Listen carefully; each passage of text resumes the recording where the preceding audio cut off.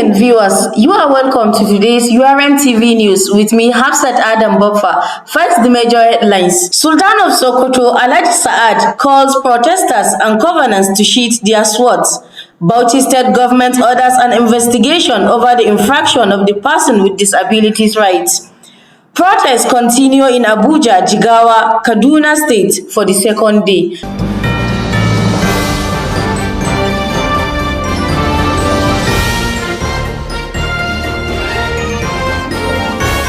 Now the news in full. The Sultan of Sokoto, His Eminence Alhaji Muhammad Saad Abubakar, has appealed to protesters across the country to sheath their swords and come to the dialogue table. This is made known in a statement signed by Professor Khalid Abubakar Aliyu, Secretary General to GNI, titled Ongoing Protests, Sultan Appeals for Calm, Prayers for More Restraint and Caution to All Nigerians. The Sultan, who went spiritual by quoting the Quranic verses, saying, "When the suffering reached them from us, why then did they not learn humility?" plea for the protesters to restrain. He said that the call has become imperative, bearing in mind that the protest is getting out of hand and the consequence of which may be too heavy on the West African sub-region. Nevertheless, the Sultan implores the President of the Federal Republic of Nigeria to hurriedly address the nation by assuring all Nigerians that peace, security, stability, relief to hardship and food security will be achieved under his stewardship. Likewise, state governors should also calm their nerves as silence is no longer golden at this moment of anxiety. The Bauchi State government has ordered an investigation regarding the viral video of an infraction involving a person with disability and security personnel at the entrance of Bauchi State Government House during the End Bad Governance protests. The development was achieved recently on a Facebook of the Special Advisor, Media and Publicity to the Governor, Mukhtar Gidado. Gidado said that the welfare and rights of all citizens, especially vulnerable groups, remain Governor Bala's foremost concern and priority as he directs a thorough investigation to be carried out to ascertain the facts. He further maintains that the administration of Governor Bala Muhammad will not condone any form of violence or misconduct by law enforcement officers attached to the government house or any government official, thereby assuring the general public that the officers involved will face the wrath of law. Despite the tear gas fired by the security operatives, protesters have reconvened at the Mashood Abiola Stadium in the Federal Capital Territory, Abuja. This is coming a few minutes after the protesters and journalists were tear gas at the popular Baga roundabouts. Immediately after arriving at the stadium, the protesters chanted that they will not back down until the federal government meets their demands. Speaking to journalists, a protester identified as Tari lamented the actions of the police officers. Similarly, despite the imposition of a 24-hour curfew in Jigawa State, hundreds of protesters have taken to the streets again to continue the protest against hardship for the second day. It was reported that a combined security team was battling with protesters around the Zai area of the city, blocking them from trooping into the commercial and other areas of the state capital, as well as major buildings and stores. Thousands of the protesters were chanting different anti-government slogans and resisted the tear gas fired at by the security operatives.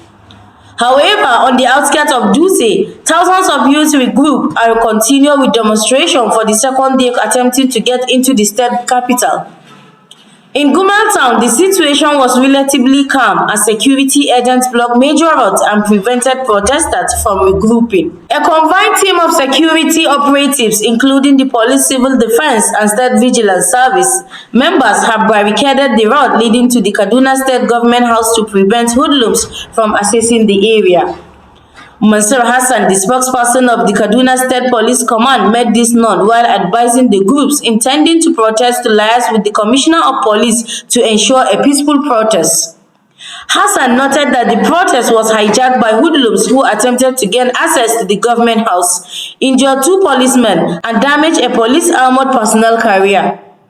Meanwhile, as the protest entered the second day, major roads including the usually bustling Ahmadu Bello Way in the central business district were still deserted with reduced vehicular and human traffic. Many residents still stayed indoors for fear of the unknown while public transportation system operated at reduced capacity. Following the recent 24-hour curfew declaration by Abba Kabir Yusuf of Kano State, the state government has now made a U-turn to relax the curfew for 5 hours. The 5 hours relaxation was announced by the State Commissioner of Justice, Barrister Haruna Isa Dedere, on behalf of the governor. Barrister Haruna stated the following decision of the government to allow the Muslim faithful to observe their Friday prayers. The curfew has been relaxed from noon to 5 p.m., which will continue to be observed. Recalling that the 24-hour curfew was imposed following the hijack of the nationwide protest by hoodlums. To reduce the high rates of accidents along the Bauchi-Jos Highway, the coalition of Tilde Youth has filled up potholes within Tilde town.